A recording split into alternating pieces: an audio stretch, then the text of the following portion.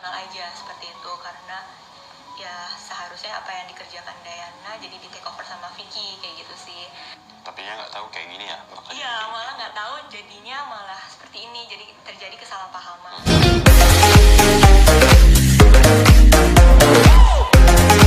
Gitu ya.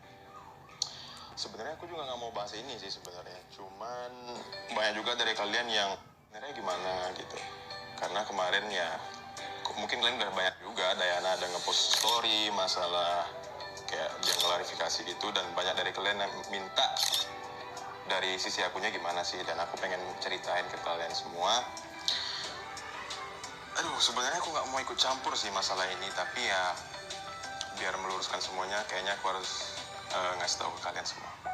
Ke pembahasannya aku pengen ngasih tahu dulu kalau ini Kak Tere manajer aku. Dan sebelum masuk juga pembahasannya lagi, aku pengen cerita dulu sama kalian.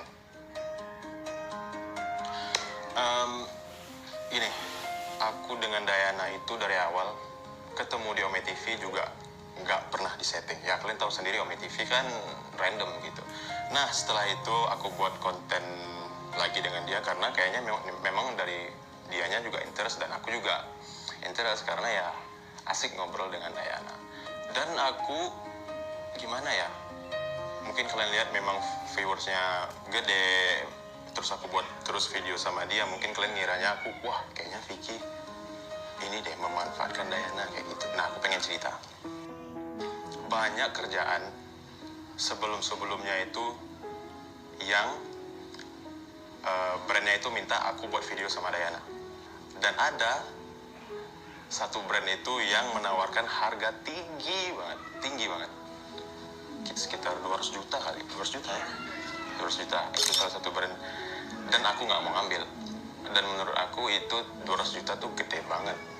Dan kenapa aku nggak mau ngambil? Karena menurut aku itu kayak terlalu settingan, benar sih? Iya benar. Jadi konsepnya itu waktu itu pas Valentine juga ya, maksudnya ya untuk Valentine.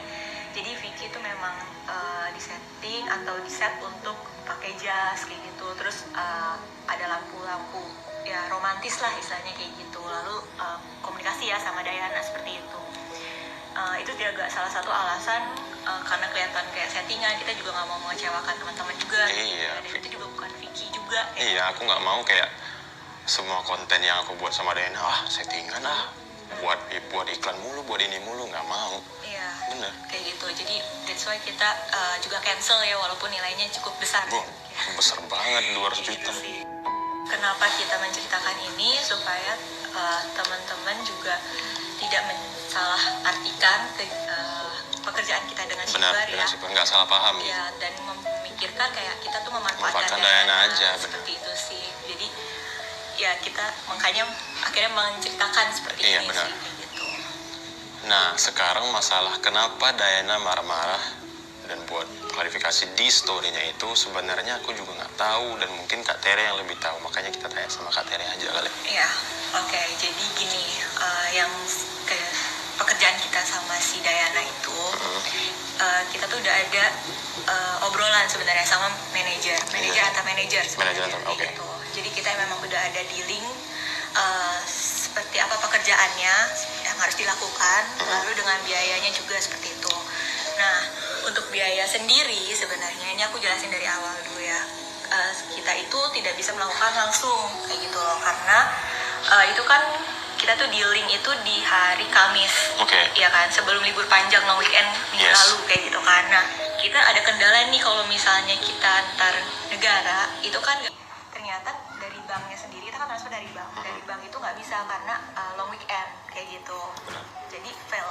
Nah itu sebenarnya juga sudah disetujui oleh pihak Dayana sendiri kayak gitu. Kita akan melakukan pembayaran mereka itu adalah setelah posting tanggal 14 kan, karena itu tanggal 14, dan pembayaran itu hari Senin. Itu sudah terjadi kesepakatan kayak gitu antar manajer sih kayak gitu. Jadi kenapa aku juga menjelaskan soal pembayaran itu ya, sebenarnya kan tadi banyak juga ya yang salah paham kayak gitu kan, bilangnya kalau Shipper tuh juga belum bayar kayak gitu. Sebenarnya Shipper tuh udah bayar juga kayak gitu loh, tapi memang kendalanya adalah waktu gitu. Kita kan juga di Indonesia kan ada long weekendnya itu kan, cuma Sabtu Minggu kayak gitu. Jadi ya Itu alasannya sih. Jadi memang sebenarnya pembayaran pun memang belum dibayar, itu adanya, dan tapi sudah terjadi kesepakatan seperti itu, dan mereka sendiri juga nggak ada masalah. Nggak apa-apa ya? Nggak masalah sih kayak gitu, mereka nggak ada masalah. Nah, karena kontennya itu ceritanya adalah Diana itu dapat hadiah Valentine seperti itu ya. Dari Vicky.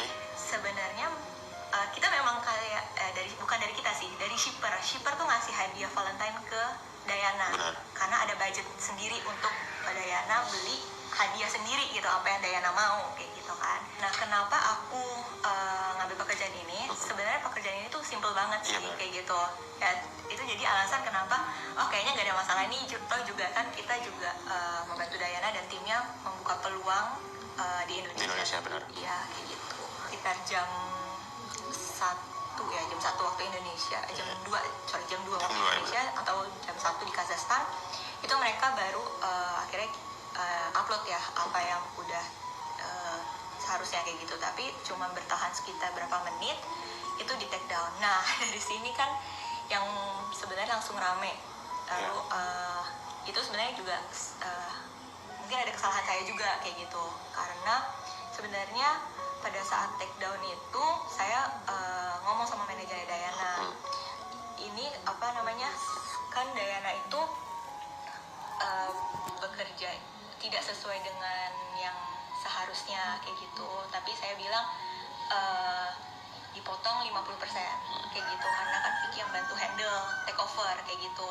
Aku bilang kayak gitu, terus tiba-tiba mereka take down, terus muncullah status itu kayak gitu kan, status yang ya seperti itulah yang Vicky mungkin juga tahu kayak gitu kan. Nah, ya mungkin karena juga sebelumnya saya juga belum pernah bekerja sama dengan Diana dan tim manajemennya. Saya minta maaf untuk pihak-pihak yang dirugikan, shipper dan mungkin juga timnya Diana.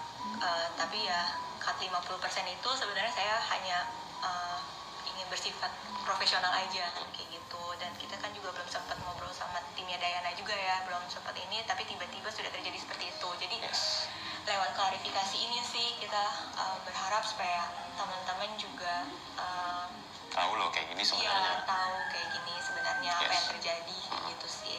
Nah, kemarin setelah Diana upload story beberapa jam kemudian aku lihat Kak Tere nangis, itu kenapa? Karena banyak yang salah paham sih kayak gitu, dan Nge-hate kah? Nge-judge kah? semuanya.